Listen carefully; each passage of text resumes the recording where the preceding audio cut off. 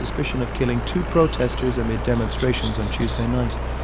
In the past 2 hours, the Attorney General of Wisconsin, Josh Cole, has said that no decision had been taken about pressing any charges against Rustin Chesky, the policeman who shot Jacob Blake.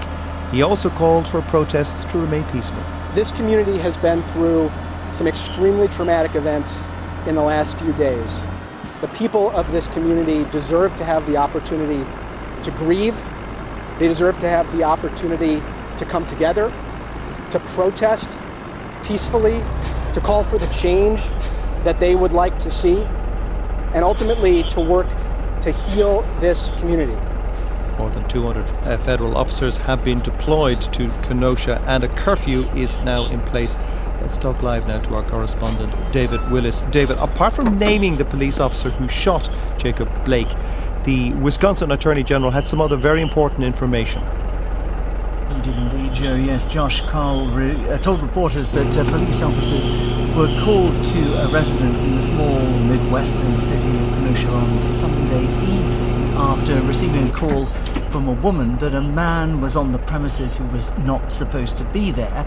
Mr. Cole said officers then tried to arrest a 29-year-old black man, Jacob Blake. Attempts to taser him proved unsuccessful, and so an officer fired 7 shots into Mr. Blake's back. The Attorney General said that Jacob Blake admitted having a knife in his possession, and a knife was subsequently recovered from his car, none of which, of course, explains why it was necessary to shoot someone so many times in the back in front of his 3 young children.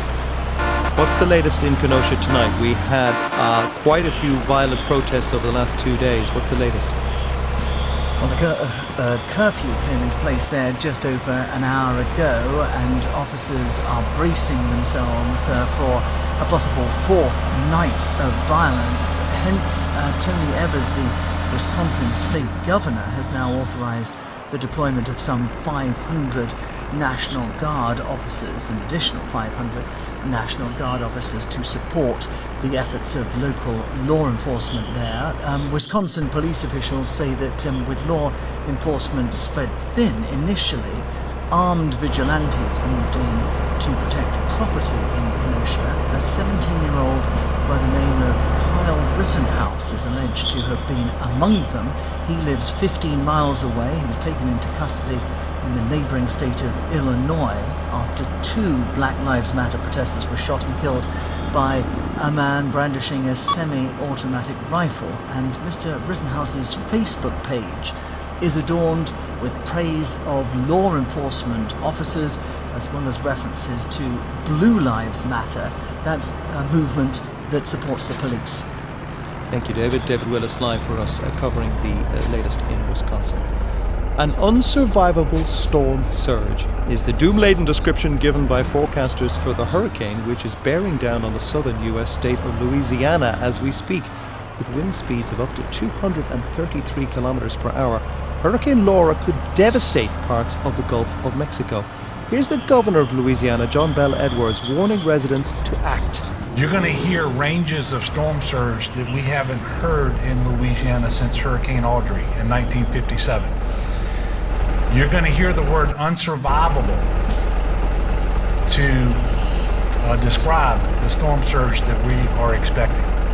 Louisiana, alongside neighbouring Texas, are due to bear the brunt of the storm.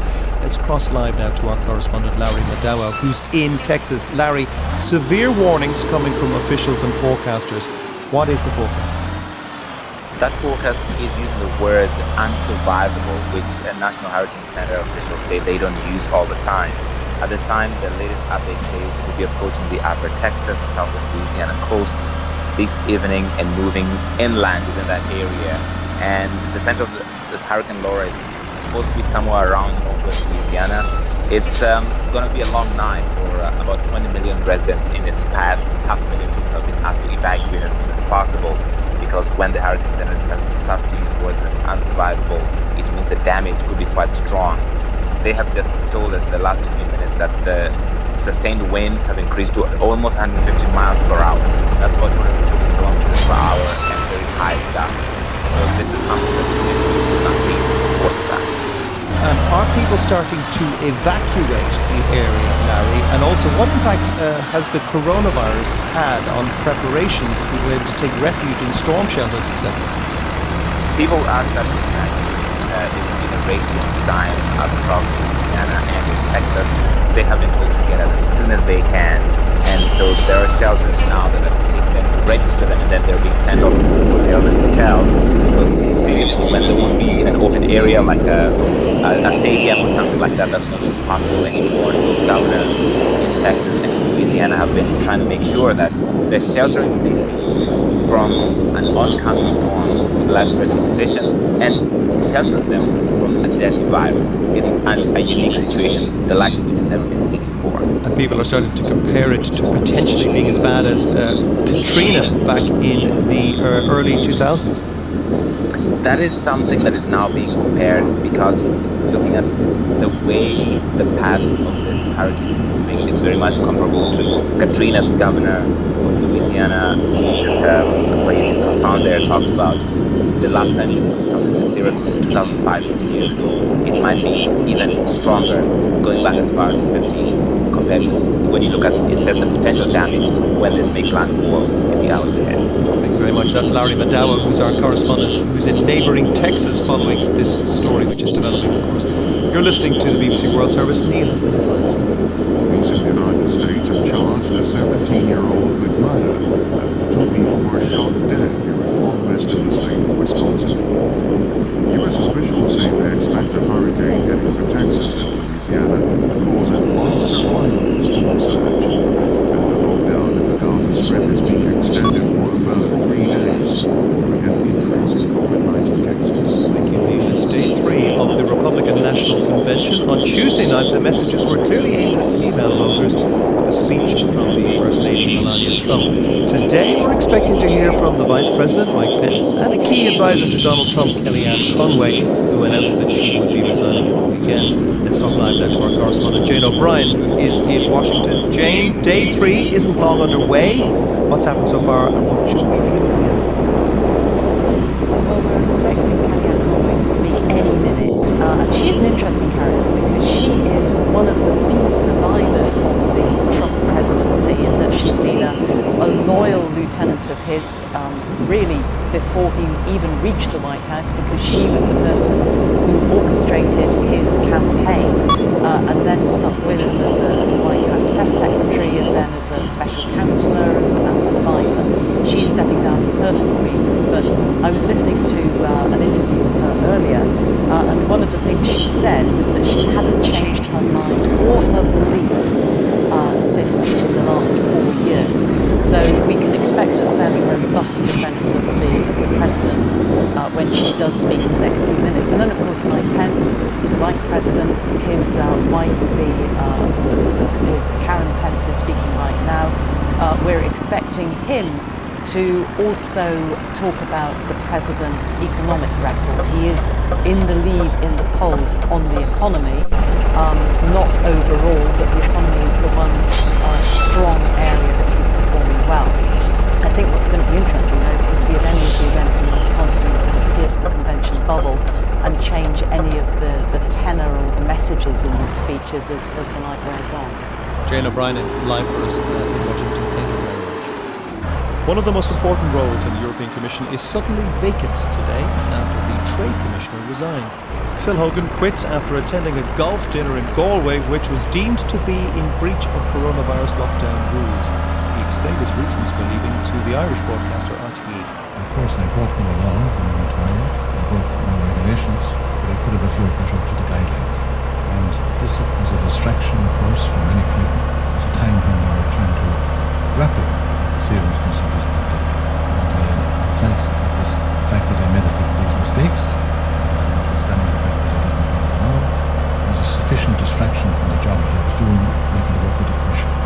Phil Hogan had a long political career and is credited with having helped secure the EU-Japan trade deal in 2018, the biggest free trade deal in the world. He was famed for his political nous, but now leaves the trade job in the middle of crucial post-Brexit talks with Britain, as well as the Trump administration. I spoke to the BBC's Ireland correspondent Chris Page, and he told me why Mr Hogan had to go. This is all the result of the story that headline writers have nicknamed Golfgate, and it's dominated the political agenda here in Ireland for the last week or so. It all began on Wednesday of last week when the Irish Parliamentary Golf Society held a dinner in County Galway on the west coast of Ireland, and the problem with that is that the current coronavirus restrictions mean that restaurants aren't supposed to host events or parties. So a real political story came out of that very, very quickly. We had a minister in the Irish government who resigned. We then had the vice chair of the upper house of the Irish Parliament resigning. Several other politicians were sanctioned by their parties. And one of the figures that was there that night was the now former European Trade Commissioner Phil Hogan. Now, he's had a reputation throughout his career in politics in Ireland before he went to Brussels of kind of reasoning things out whenever he landed himself in controversy, and that seemed to be the strategy for quite a few days. But during that period, well, there were more revelations about what exactly he had done when he arrived in Ireland from Brussels at the end of July. In particular, he moved around the country, and under quarantine regulations here, well, he should, according to the government, have restricted his movements for 14 days. So the turning point, I think, really came about 48 hours ago when the Irish government said that Mr Hogan had breached the coronavirus regulations in Ireland. Mr Hogan apologised. The apology didn't end the controversy, and we've had now his resignation from that very senior post in Brussels. It's a headache for the Irish government because they've lost a cruiser and a big name around the table of the European Council. And it's a headache for Ursula von der Leyen, who now must decide whether to replace him in trade with another Irish candidate or to reshuffle. Yes, that's right. The trade portfolio was always one of the biggest jobs in the European Commission, but really all the more so at the moment because of the trade negotiations that are going on between the UK and the EU to decide the trading relationship post-Brexit. So the Irish government were absolutely delighted to have that portfolio in the hands of Phil Hogan, given that Ireland is the country, probably amongst all the EU member states, that will be most profoundly affected by the outcome of those negotiations, simply because of its geographical and economical closeness to Britain. So the Irish government will be hoping to retain the trade brief, but whether it does or not, well, that will depend on the decision made by the European Commission, in particular, as you say, its President Ursula von der Leyen. This page. 2020 was supposed to be a year of celebration for the Croatian city of Rijeka. It had lined up months of events to mark its reign as European capital of culture. Then the coronavirus pandemic changed everything. That was a major blow to a city which has gone through hard times since Croatia's independence almost 30 years ago. Our correspondent Guy Delaunay has this report. It's a sweltering hot summer's day in Rijeka, and the residents of this old port city are seeking the shade of cafes like this. But there's something missing. All the foreign artists who should have been pouring in for Rijeka 2020 and the events marking the city's year as European capital of culture. We lost a lot. We must reorganize the whole project. Less than half of all project which we originally prepared.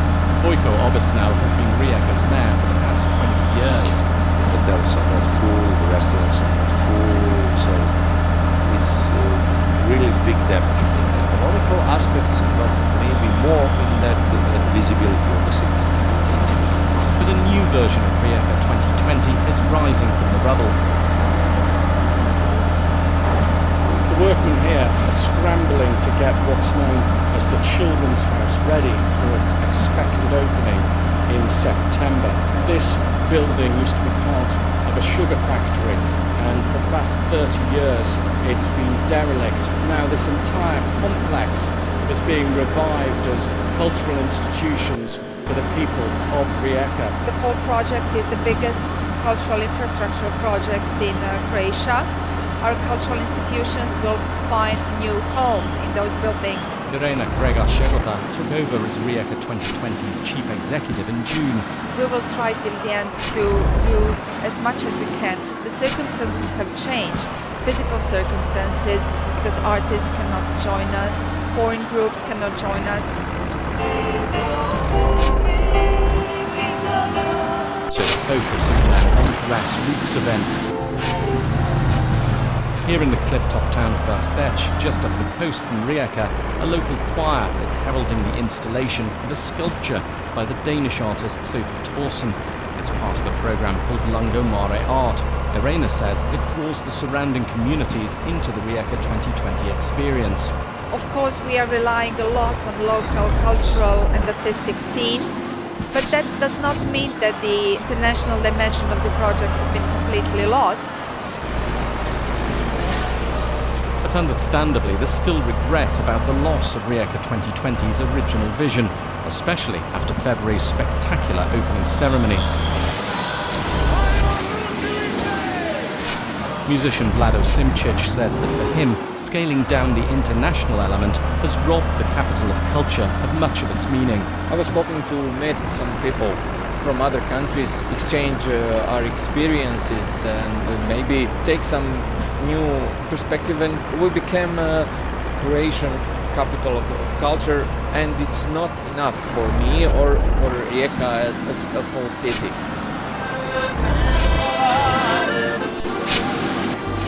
Rijeka 2020 is far from the only event to see its plans upended this year, and at least a long-term legacy is assured in the form of the city's new culture quarter. Previous capitals of culture have used the year to reinvigorate their relationships with the arts.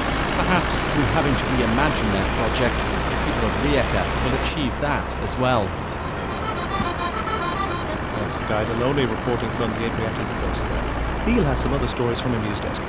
The UN nuclear watchdog will be granted access to 2 suspected former secret nuclear sites in Iran very soon, according to the Director General of the International Atomic Energy Agency. Rafael Grossi issued a joint statement with the head of Iran's nuclear agency saying a deal had been struck to end a months-long standoff over access to the sites. France has registered a total of 5,429 new COVID-19 infections within the past 24 hours, the highest number since the end of the lockdown in May, according to the country's public health body. The Israeli Prime Minister Benjamin Netanyahu has described the killing of a rabbi on Wednesday as a terrorist attack. He said the home of a Palestinian suspect who was arrested at the scene will be demolished. Rabbi Sheva was stabbed to death in the Israeli city of Petah Tikva. And the British Navy has carried out training with the UK Border Force to tackle the increasing number of boats carrying migrants against the English Channel. The Ministry of Defence has confirmed the training took place this week, but has given no detail on exactly how the Royal Navy might provide assistance. The British government requested the defence ministry assistance. Thank you, Neil. Let's get the sports news now. Go to Paul Sarris. The Milwaukee Bucks basketball team have boycotted Game 5 of their NBA playoff series against the Orlando Magic in protest over the police shooting of an unarmed African-American man, Jacob Blake, in Kenosha, Wisconsin on Sunday. The city of Milwaukee is 40 miles from Kenosha, where Blake was shot 7 times by police. The NBA have since postponed all 3 of Wednesday night's playoff matches. The Washington Post's Cindy Boren has more. Both teams said no, we're not going to play. And suddenly that spread to all the other teams in the NBA, and none of the NBA playoff games that were scheduled are going to go on tonight. And it raises the larger question, where do they go from here? It's conceivable the whole season will be injured. Will it go to other sports? The NFL season starts in a couple of weeks. What will NFL players do? Is it going to spread to baseball? And that would seem as if that's a possibility at this moment. Tennis, and Naomi Osaka has pulled out of Thursday's semi-final against Elise Mertens at the Western and Southern Open in solidarity with the Jacob Blake movement. Elsewhere, Novak Djokovic is through to the semi-finals of the final warm-up before next week's rescheduled US Open at Flushing Meadows in New York. The world number 1 will face 8th seed Roberto Bautista Agut in the last 4. British number 1 Joe Compton will take on Victoria Azarenka for a place in the women's final. Celtic are out of the Champions League. The boys lost 2-1 to Hungarian side Ferencváros in Glasgow to suffer their earliest exit from the competition in 15 years. It is their most First goal maybe can just a little bit. The second goal is really poor, really poor decision making, and it's individual mistakes. Cost us against Copenhagen, and that's cost us again today. Celtic now drop into the third qualifying round of the Europa League, the draw for which takes place on Tuesday. Manchester United captain Harry Maguire has instructed his solicitors to appeal against his conviction and 21 months suspended prison sentence for aggravated assault, resisting arrest and attempted bribery on the Greek island of Mykonos. Manchester United have confirmed that Maguire's appeal has been accepted by Greek authorities and there will be a retrial at a later date. And Chelsea's busy summer in the transfer market shows no signs of slowing down just yet. The Blues have completed the signing of Leicester and England left-back Ben Chilwell for a fee of nearly $60 million on a 5-year deal. Thank you very much, Paul. Sport. One of the world's most prestigious literary awards, the International Booker Prize, awarded annually for a book translated into English, has for the first time gone to a daily novelist. The ceremony normally takes place here in the UK, but this year, due to coronavirus, it was held as a digital event instead. The winning novel, The Discomfort of Evening, is from the Netherlands and is about growing up in a strict religious community. The author, Marieke Lucas Reenveld, was overjoyed with the Very happy. It's slowly starting to become real. I'm going to enjoy this very much. Yeah, that's what I'm going to do. Here's our arts correspondent, Vincent Down. Reinfeldt is the youngest writer to have taken the international book fiction translation into English. Half of the prize money goes to the translator. Reinfeldt grew up in a Dutch farming community and the discovered of the evening is about the devastation the farming family faces when the son dies. The judges describe it as a tender, visceral evocation of the childhood. The story, seen through the eyes of a young girl, has already sold well in the Netherlands. In the UK, the Observer newspaper described it as an unflinching study of family falling apart and madness of grief. The book's translator, Michelle Hutchison, says that at a time when we can't travel as we used to, we should travel by books. Our arts correspondent Vincent Down, bringing to a close the newsroom programme here on the BBC World Service with me, Joe Lyman. A reminder of the main news: police in the United States have charged a 17-year-old with murder after 2 people were shot dead during the unrest in the state of Wisconsin. Don't forget to download our Global News podcast wherever you get your podcasts at bbcworldservice.com. This is the BBC World Service, on the hour, every hour. This is the BBC News. The stakes couldn't be higher. We bring you the latest news headlines. If we do it right, we can emerge stronger from the crisis. With further in-depth analysis throughout the day from our presenters and reporters based all around the world. More from our correspondent in Sydney. The latest from Johannesburg. From Tripoli, our international correspondent. Let's cross to Istanbul. I've been speaking to our Chinese service correspondent. It's not going to go down well in Beijing. And we tell the stories of the people at the heart of the headlines. I don't like the word refugee. The whole idea of resettling people means they don't have to be covered. Change is going to come. Just like any wound, it takes time to heal. I used to be frightened to tell my story, but now I want to teach the next generation what happened. I'm brave now. The BBC World Service, the world's radio station. Welcome to Assignment here on the BBC World Service with me, Owen Bennett-Jones. And this week, a conversation about life on the journalistic front line. Hugh Sykes first reported for the BBC some 50 years ago, and his work has taken him far and wide. He has survived an Iraqi bombing and the wrath of angry coal miners here in the UK. So that's the remarkable career of Hugh Sykes on assignment just after the news.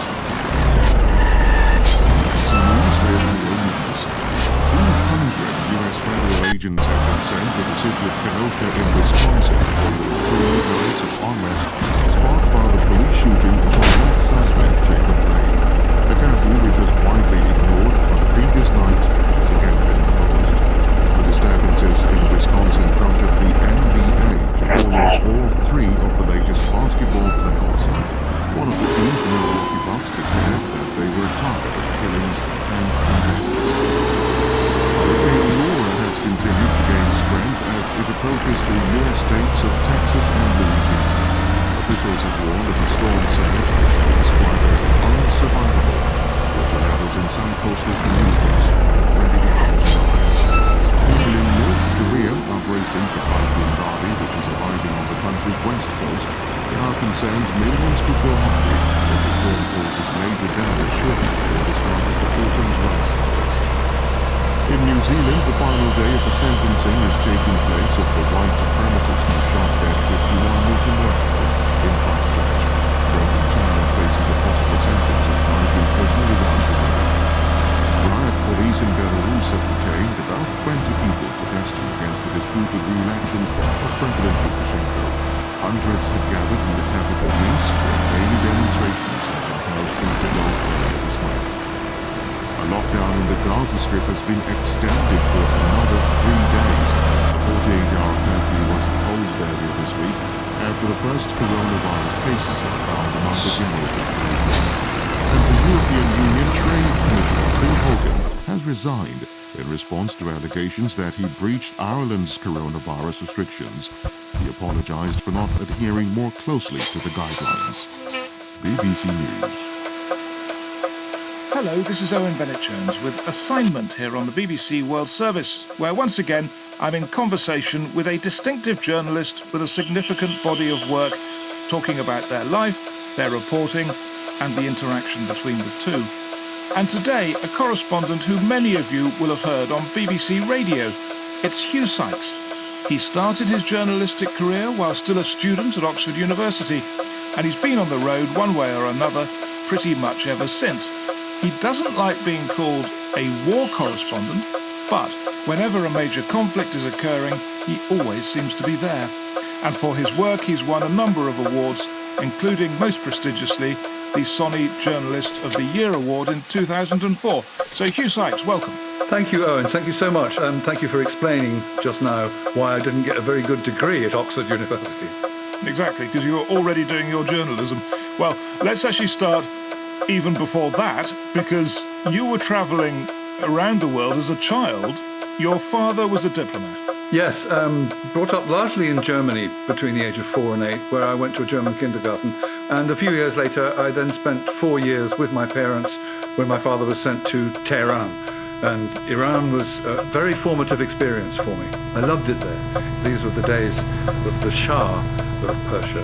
And my parents gave me an extraordinary amount of freedom. Between the age of 11 and 15, I must have covered most of Tehran, north, south, east and west, by getting on red double-decker buses. Yep, made in Britain, very much the same as the double-decker buses that roam around London. And I go to the end of the line and I come back again. And I'd pick up quite a lot of Farsi on the way, and people would talk to me. And I found it thrilling and adventurous, and also, to my childish delight, I was able to buy more and more pet goldfish for my tank, because at one end of one of the bus routes there was a bazaar. It sounds a very romantic, wonderful, adventurous childhood for a teenager.